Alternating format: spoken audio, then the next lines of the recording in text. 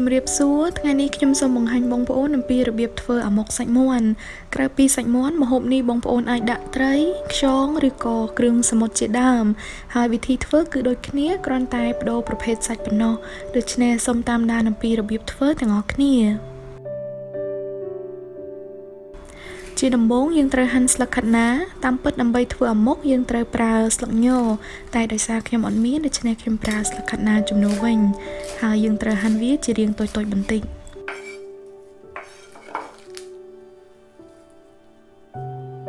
បន្ទាប់មកយើងត្រូវហាន់សាច់មាន់ជាដុំ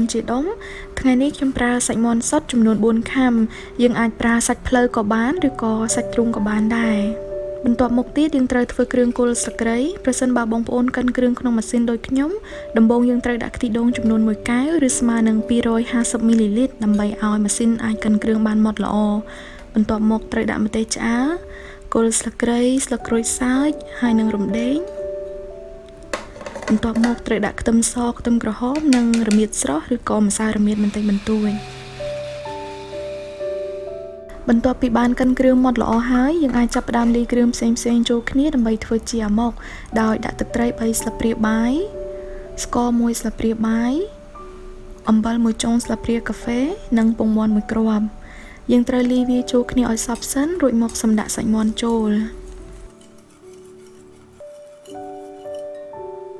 នៅពេលដែលយើងដាក់សាច់មាន់ចូលយើងត្រូវលាយវាចូលគ្នាឲ្យសព្វម្ដងទៀតរួចយើងអាចយកទៅចំហុយបាន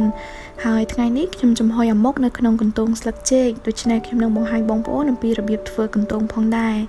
ដើម្បីធ្វើកន្ទោងនេះបានយើងត្រូវដាក់ចានដែលមានរាងមូលប្រវែងប្រហែលជា1ចង្អាមដៃដើម្បីធ្វើជាពុម្ពកាត់ស្លឹកចេកឲ្យចេញជារាងមូលនៅពេលដែលយើងបានស្លឹកចេកជារាងមូលបែបនេះហើយយើងត្រូវដាក់ស្លឹកចេកពីបន្ទះត្រួតលើគ្នា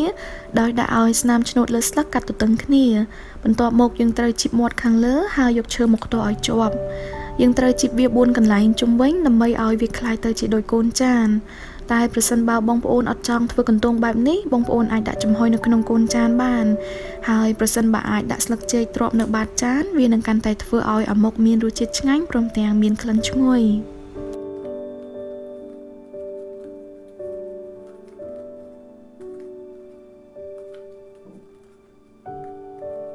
បន្ទាប់ពីបានធ្វើកន្ទោងរួចរាល់ហើយឥឡូវយើងអាចរៀបចំអាម៉ុកដាក់ចំហុយបានដំបូងយើងត្រូវដាក់ស្លឹកខាត់ណាឬស្លឹកញនៅបាតក្រោមជាមុន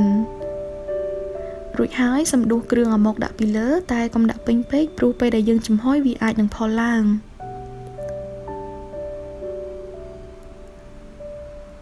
រួចមកយើងត្រូវយកវាទៅចំហុយរយៈពេល20នាទីបន្ទាប់មកយើងត្រូវធ្វើទឹកខ្ទិះដូងសម្រាប់ដាក់ពីលើនៅពេលដែលអាម៉ុកឆ្អិនហើយដោយដាក់ខ្ទិះដូងកន្លះកែវអំបិល1ចឹបហើយម្សៅអង្ករឬម្សៅឆា1ស្លាបព្រាកាហ្វេលាយជាមួយនឹងទឹកឲ្យរាវសិនសម្យកមកចាក់លាយក្នុងខ្ទិះដូងបន្ទាប់មកយើងត្រូវកូរវាចូលគ្នាឲ្យសព្វរួចយកទៅដាំឲ្យពុះហើយកូររហូតទាល់តែខាប់20នាទីក្រោយមកអាម៉ុកបានឆ្អិនរួចរាល់ហើយដូច្នេះយើងអាចដួសខ្ទិះដូងដែលយើងបានធ្វើអំបញ្ញមិញដាក់ស្រោចពីលើតែប៉ុណ្ណឹងគឺជាការស្រេចហើយបងប្អូនអាចបន្ថែមម្ទេសឬក៏ស្លឹកក្រូចសើចពីលើបន្តិចបន្តួចដើម្បីជាការតុបតែងព្រមទាំងបន្ថែមរសជាតិឲ្យអាម៉ុកផងដែរ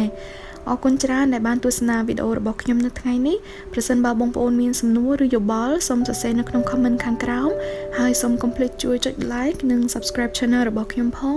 ឬក៏ជួយ share វីដេអូនេះឲ្យបានច្រើននៅក្នុង Facebook ផងដែរអរគុណច្រើនសូមជួបគ្នានៅវីដេអូក្រោយទៀត